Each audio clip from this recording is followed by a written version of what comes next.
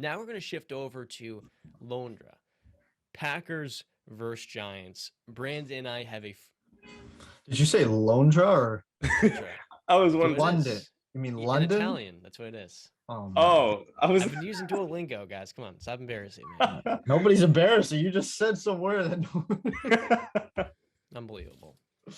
So the Packers, I'm gonna pull up the exact on the ESPN app in a brief moment, are favorites in this game. Minus 8.5. Minus 8.5. That's a little bit surprising to me, but it seems like the Giants more likely than not are going to roll out with Davis Webb because Daniel Jones, while they're optimistic he may play, in the past he's had hamstring issues. Then he goes out there in the field, he's not himself. Then he has a high ankle sprain. And for a Giant team that's trying to evaluate him, I think it's a terrible look with the current offensive line to throw him out there against a Packers defense that, for as much as it's underperformed, still has a lot of talent on it. There's no question about that. So I'm expecting Davis Webb to be out there. Tyrod Taylor's in concussion protocol. I don't know if he'll be back in time. He got rocked on Sunday. Wishing him and Teddy Bridgewater have just had the absolute worst injury luck. Justin, I want to start with you because you're the one who doesn't have any, let's say, agenda going into this game. Who do you have winning? Oof, this is actually a tough one. But if Daniel Jones is for certain out, Brandon, you can roll your eyes all you want. If Daniel Jones is on the field, I think the Giants actually have a chance. So I guess I really don't want to give you my prediction because I don't know who's under center. So let's just say this. If Daniel Jones is playing this Sunday, I am picking the Giants to beat the Packers. If he is not, I'm expecting the Packers to roll all over this team because they won't be able to put up points. Daniel Jones isn't lighting the world on fire. He's not. And he never will be. We all know it's clear as day that he's not the guy. But one thing that he does bring to the table is the guy can run. And for some reason, I don't understand why teams are still sleeping on that fact. Like, the guy can run. Rushed for 2 touchdowns against the Bears last week. Unfortunately, the sprained ankle took him out, and he was forced to come back into the game. But I think with him on the field, it makes the offense just a little bbit more dynamic because of his athleticism. Pair that with Saquon Barkley, who's absolutely rolling, probably a top 3 running back in the league right now, going into the season. Right now, at this point in the season, he's a top 3 back. Still trying to see who's going to step up in the receiver room because Kenny G paid all that money to him, and the guy's relatively a ghost.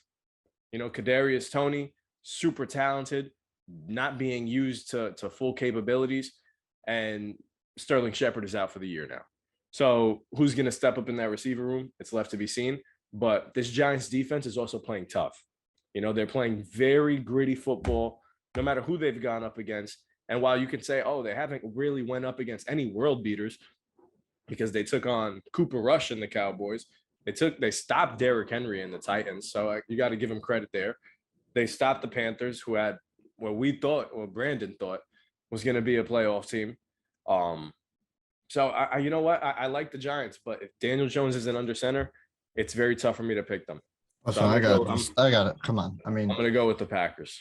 Good. I mean, this guy Justin's acting like Daniel Jones is a world beater out here. That if he's not. I literally just told you everything that he isn't. That he is not a world beater. Do you know what his QBR is this season?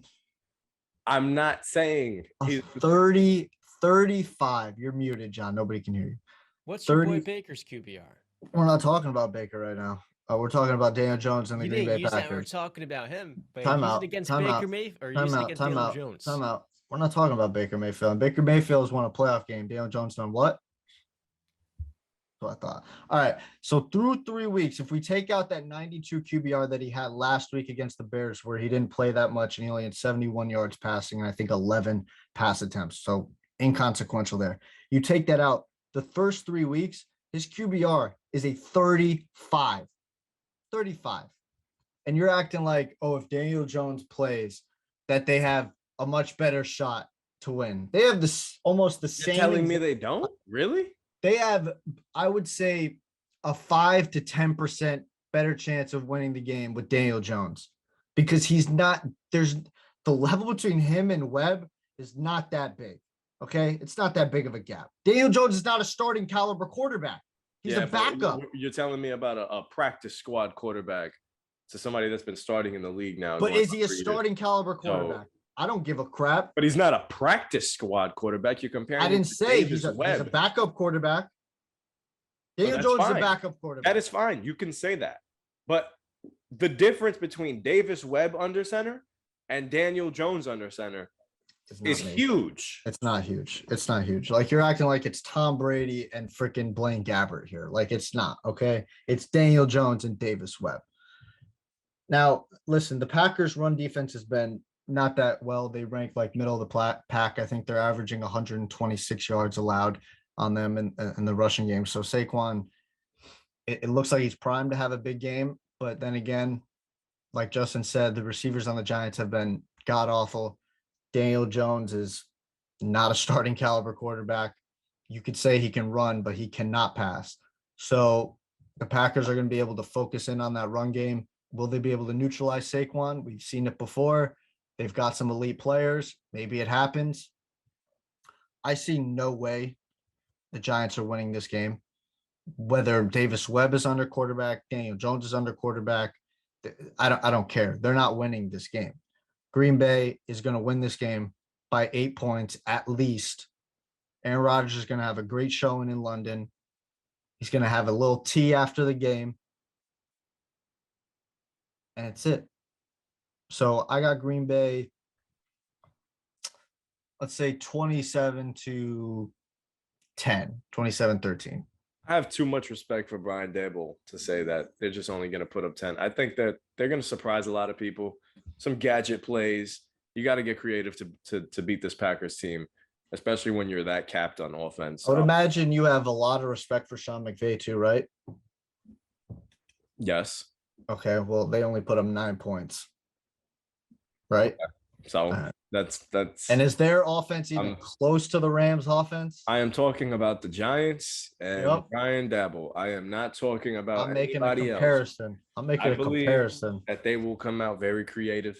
They will surprise you guys a lot in the first half, and then we'll see. First half, it'll be competitive. I just hope it stays that way in the second. I've shocked you guys already with a couple picks. So I should say, me and John do have a friendly bet going on that. You guys said all of that by -8, because John was talking his crap about the Patriots and how the Giants are in a better situation. So I said, put your money where your mouth is. I got the Packers. I give them 8 points. So all the Giants have to do is not lose by 8 points, and he wins. So I'm excited.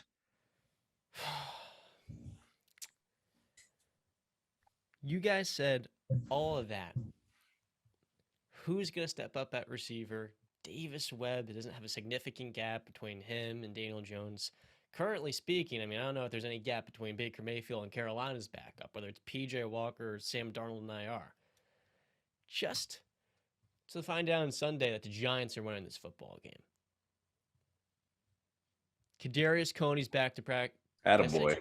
Coney? Attaboy. Did I say Kadarius Coney? I think you said Tony.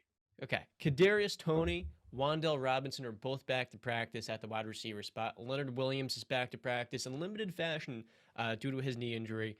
This Giants pass rush, stopping the rush, is going to be key in this game. You have Dexter Lawrence, who has been a monster this year against the rush. And Aaron Jones hasn't even received the stacked box up until this point.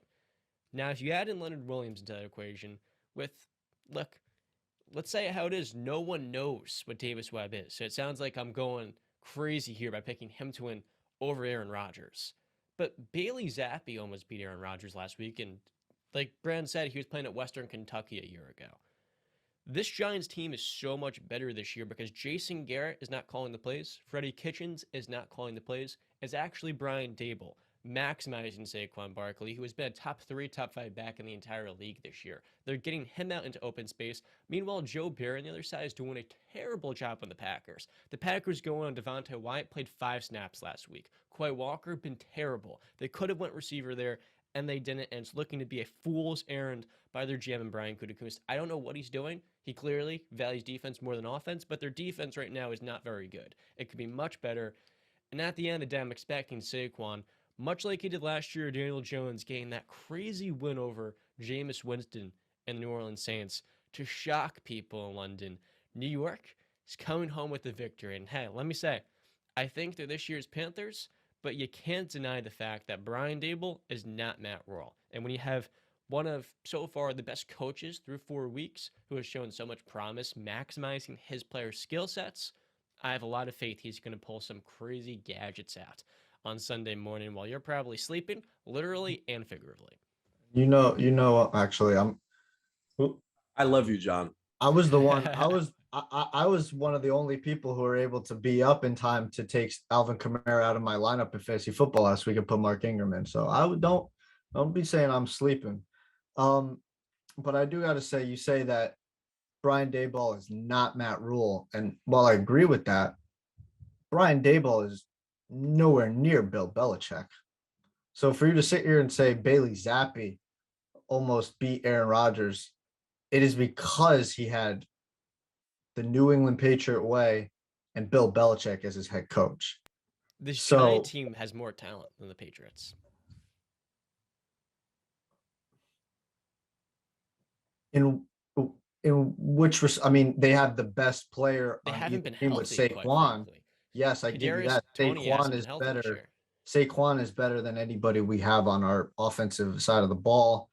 I would say Patriots O-line is better than the Giants O-line. I would argue we have better depth in the running back room. We have two running backs that can get the job done at a pretty high level. We have the better tight end room. And receiver wise, neither of us have high end talent. But who's their best receiver? Sterling Shepard, probably. No, he's now in IR. Let me say He this. is, and ours is Jacoby Myers, and I would take Jacoby Myers over Sterling Shepard. Much like you guys have depth, they have Richie James, Kenny Gallahoe, 60 million guaranteed to have 2 catches at this point. That's pretty wild.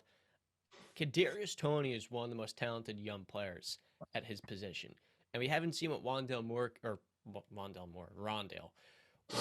Robinson, another undersized speedster, can bring to this Giants offense as well. I could see him this weekend, a few gadgets as well. So yeah, this Giants team has a lot of depth as well, and I think the biggest star here, Saquon, to go along with Kadarius Toney. I think this could be a big year for him if they can really get him going with Daniel. Yeah, but you're forgetting that the Packers also have Jair Alexander and Yeah, for some reason, two Pro Bowl. Joe Even Barry probably, refuses to use it, man. that's all right, but I mean, he's not going to have to lock in on one guy. He can move all over the field because there's not a true number one option that he has to worry about. And he's also got two high end Pro Bowl calibers, probably all pro safeties, and Amos and Savage. What's your guys' score prediction for this game? I got the Giants winning 24-21. Same exact score as my previous pick. I said 27-13, 27-10, Packers. 26-24 with Daniel Jones on the field. Giants win on a walk-off field goal. Good man, good man. Maybe Kenny Galladay actually appears in this game. That'd be really cool. Nah, I think He's Daboll is doubtful. definitely doghoused him. Galladay's doubtful for this Sunday, so I doubt it. It's a good point I missed. Yeah, I mean, it's not like they really have been missing him much this year. Anything else before we move over to our next game of the week? I'm just gonna make it very clear to Brandon that I've picked underdogs over and over again this year, and I have been right quite a few times. Outside of the Broncos losing to the Texans. All right, John. This was an attack on Brandon. I wasn't expecting the tag team. That's on me. That's on me. My fault. Okay, so our next game is the Dallas Cowboys going to Los Angeles, two of the biggest teams in the National Football League. One that is disappointed exceedingly this year, while the other is coming off of 3 great weeks. Cooper Rush has yet to lose a start up until this point, and I have to give a tip of the cap to who? Do you guys know who I'm going to give a little credit to? I never thought I would have been doing this. Mike McCarthy? The Pittsburgh faithful himself. His ability to not lose this team when they lose their quarterback week 1 in embarrassing fashion on primetime speaks volumes to the coordinators he's put in place. Dan Quinn has done a great job, and this Cowboys defensive front is just an absolute monster. Brandon called him a top 10 defense after week 2, and I was scoffing at him, but that's what they've been.